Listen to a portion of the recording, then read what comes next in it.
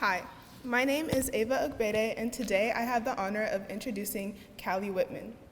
I'll be honest, when I first heard that we would be getting a new classmate from Dubai in the middle of sophomore year, Callie was not the person I envisioned in my head. When I finally got the opportunity to meet her, however, I knew that she would become an essential part of the class of 2023.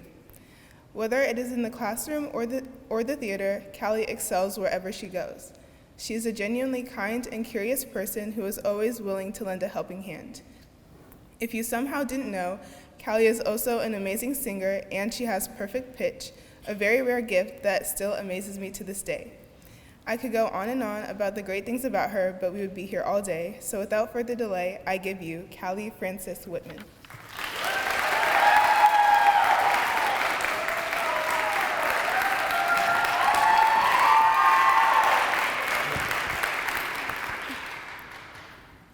Every single middle schooler at some point or another is obsessed with one of two things, either the occult or ancient mythology.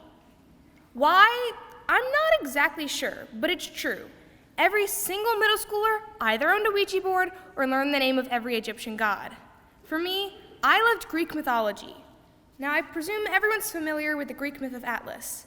Basically, Atlas led the Titans in the war against the Greek gods, and when the Titans lost, his punishment from Zeus was to hold the weight of the heavens on his shoulders as an ever-enduring punishment and struggle.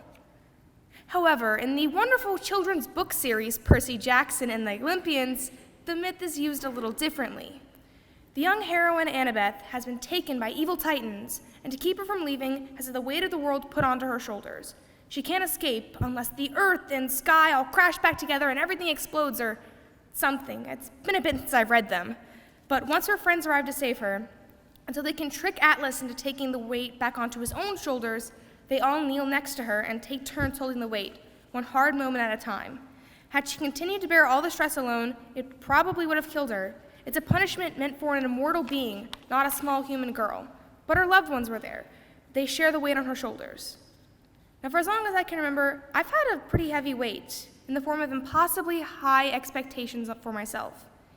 In the first grade, I failed a quiz and came home sobbing, telling my mother that I would have to, quote, live under a bridge with a grocery cart full of cats. Yes, you heard that correctly. I was going to have a cart full of cats because I failed a quiz at age 6. In 5th grade, I got a B in PE and cried for a solid hour and a half. And why a B? I failed the only component in PE seemingly impossible to fail. Sportsmanship, because I follow the rules too aggressively. I got my grade back and once again thought that my entire life was over because I got a B in PE and no one would hire me and no college would accept me and my family would disown me, etc., which is ridiculous. That same year, I was also cut from the basketball team. I was one of only 2 girls to be cut, and the other girl was cut because she missed 2 of the 3 tryouts on vacation. I was devastated. And why? I don't like basketball. I hate sports. I am so unathletic that somehow my younger sister, who likes computers and robots and all this tech stuff, is the sporty sibling.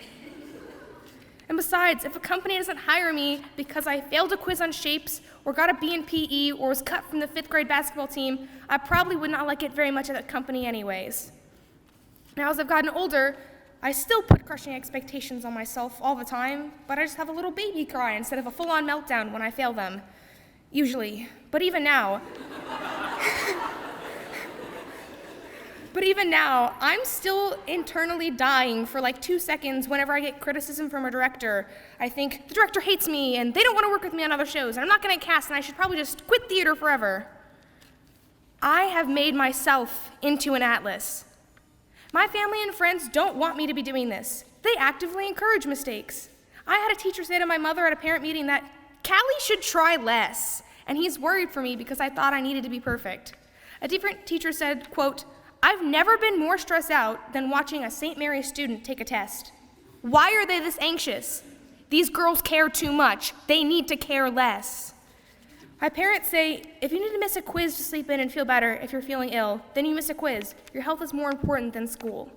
My friend texts me when I tell her about my busy week and makes me promise I'll take a break at some point, and that if I put too many things on my plate, I can always call her, but I ignore all of this advice.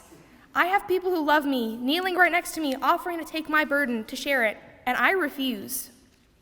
Now, this is audience participation, so actually please participate. I need everyone to close their eyes. This is genuine, please close your eyes. Audience participation. Raise your hand if you feel a lot of pressure from other classmates. If you feel any pressure from your teachers or your coaches. If you feel any pressure from friends or extended family, your immediate family, or yourself. How many of us have ourselves as our own biggest enemy? Okay, it's over. You can open your eyes again. Thank you. Thank you for participating in that social experiment. When I set out to give my speech, I couldn't really think of things that I had already learned. I'm 17, so I don't know that much yet, like most other 17-year-olds, because we've not lived a lot of life yet. So instead I thought, what's a lesson I'd like to learn? Eventually. Maybe, I hope. And I decided that what I, and from the show of a lot of hands, other people need to learn is to accept help and put less pressure on yourself. It's just school. It's not diffusing a bomb or rocket science or anything like that. Just plain old school. If you totally forget about one volunteer thing, no one will hate you. If you bomb an SAT, there's another one. Or just don't send it in. If you fail a quiz or get cut from a sports team or play, it's okay. You will not have a cart full of cats under a bridge like a troll, I promise. Just accept the help that's being offered. Share your burden with the people next to you, and it will become a little lighter. None of us are powerful titans, so we need help sometimes to share the crushing weight on our shoulders of our own expectations. And besides, if, worst case scenario, you do end up a troll with a cart full of cats, well, at least you get cute cats out of it. Thank you.